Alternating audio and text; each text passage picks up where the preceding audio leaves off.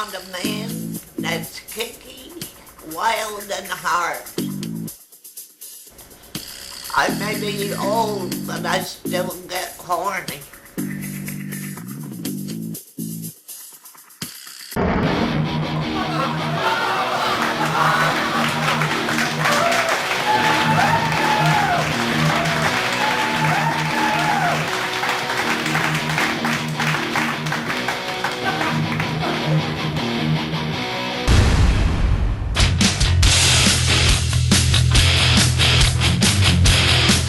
Hey, it's me, and welcome to Team HQ Trump Mafia. Now, in my opinion, the Pentagon unwillingly helped the Russians achieve most of their objectives within a month. And, of course, it's unwilling and unknowingly because they think they're doing the right thing, but in the end, they were helping the Russian Federation with the propaganda, but also the intel and the instructions they were giving to the Ukrainians.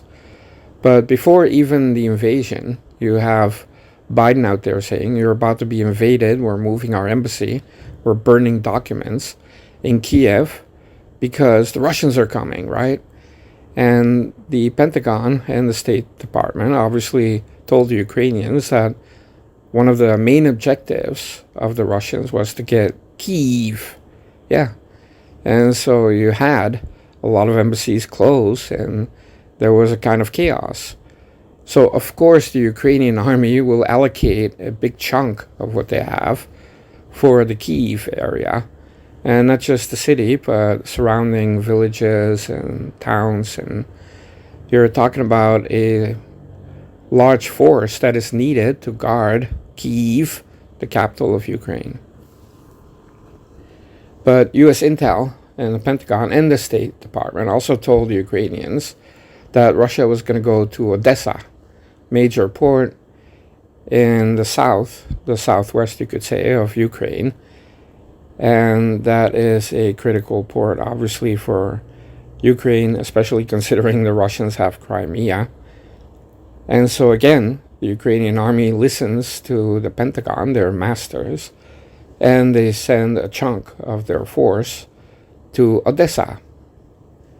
And then it continues, right? So, again, U.S. intel, the Pentagon, the State Department tell the Ukrainians, well, Kharkov is a main objective, and this one makes sense, right? It's very close to Russia. It's very close to the two republics that Russia wants.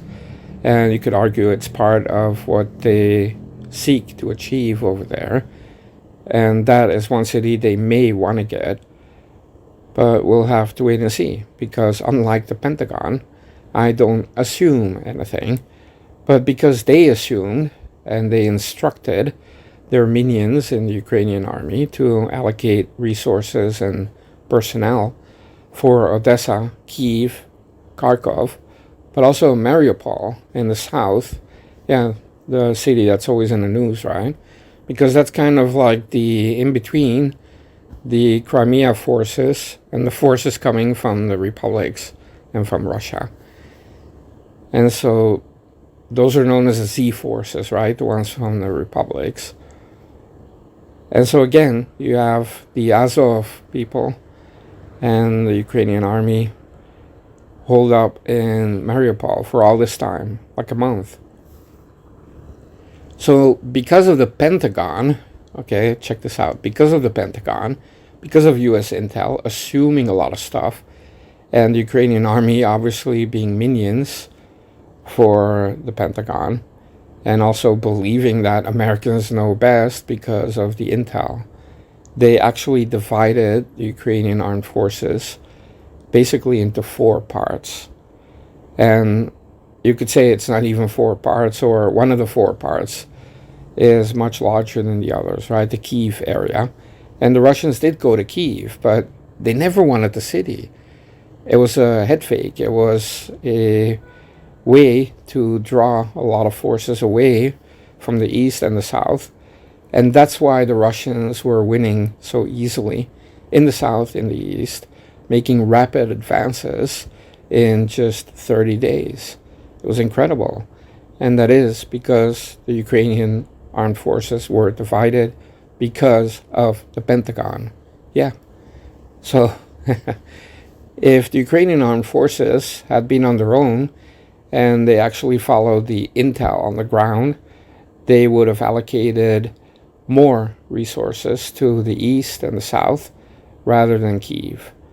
And that is the biggest mistake. But that also means that the Russian Federation, or at least whoever is doing the main operational planning for the Russians with this operation, is a genius.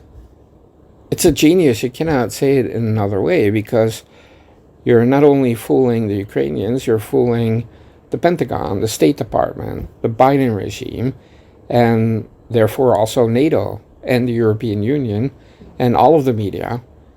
And part of that is the old fool Biden saying, well, we're going to move our embassy, we're going to burn the documents.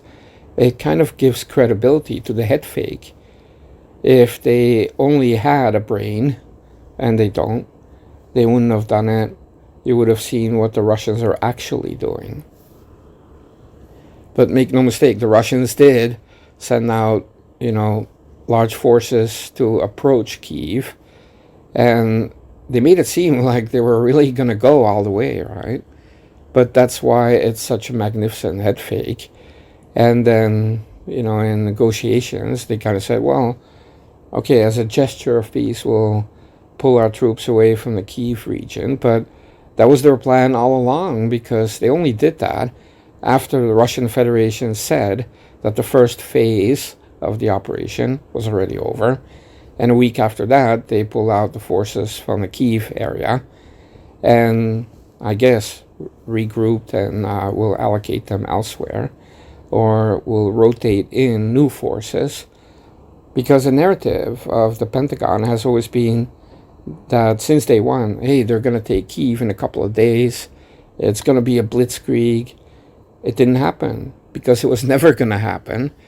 But because of this, obviously, the Ukrainian army was spread so thin in all of these 4 places where they could have had a major force in the east, and they could have stopped the whole sea thing.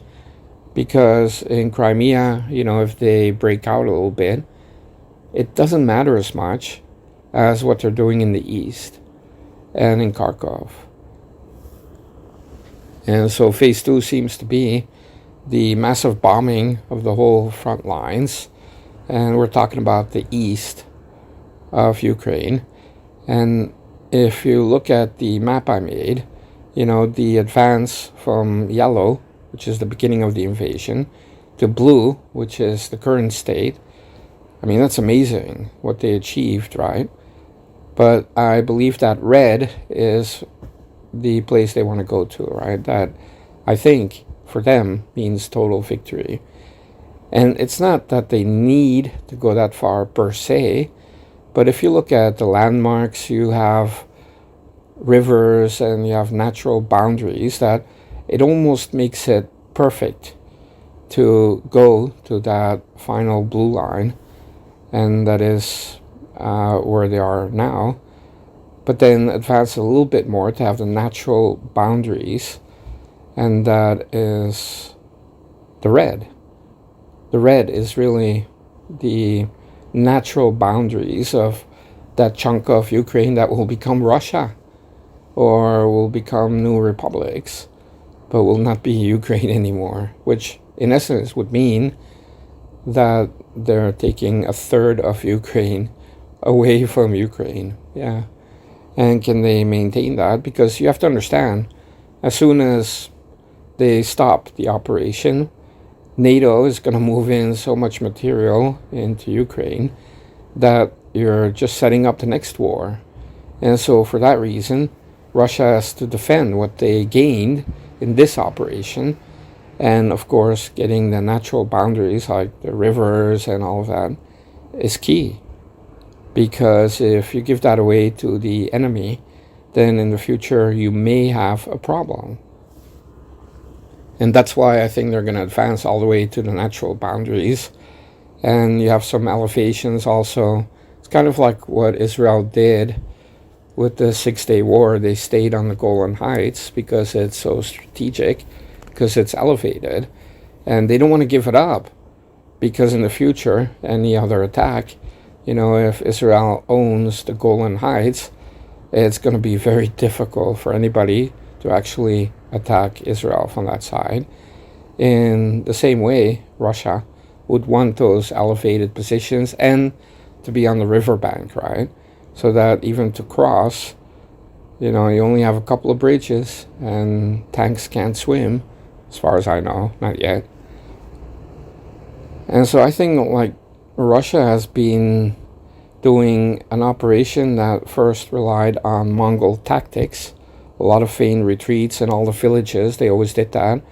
They're there, then the Ukrainians come, they act like they're running away, right?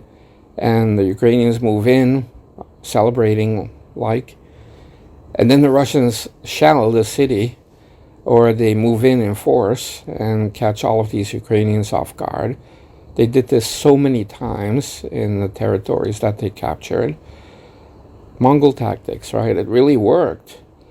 Then, of course, in a strategic way, the Pentagon actually helped them to split the Ukrainian army into 4 parts. And then now you still have the same bad intel coming, because we always complain that the Pentagon and the State Department have been so politicized that they don't tell the truth anymore. The narrative is what matters, not the truth. But when you're talking about war, you have to deal with real things. But it seems like our Pentagon is dealing with narratives and propaganda only, that they're giving bad advice. Yeah, bad advice, bad intel. And even now, they're still telling the Ukrainians, well, the Russians are losing. And I know they're doing that to make these Ukrainians feel like they can squeak out a victory and snatch victory from the jaws of defeat. And it's a pipe dream. Of course it will not happen. It's just the Pentagon using their minion because they want to do a proxy war. They want it to last for decades, even if they can do it. But Russia doesn't have this intention at all. They want to capture a chunk, then defend it like hell. And if anybody wants to take it back, it's going to be a major war, and then you're going to get nuked, right? So I think like the best thing Ukraine can do is just kind of lick their wounds and settle for 2/3 of Ukraine. It's better than 1/3, right? Be happy that you still have 2/3. That's the message Russia is giving to the military dictator, Zelensky, and his gang of thugs.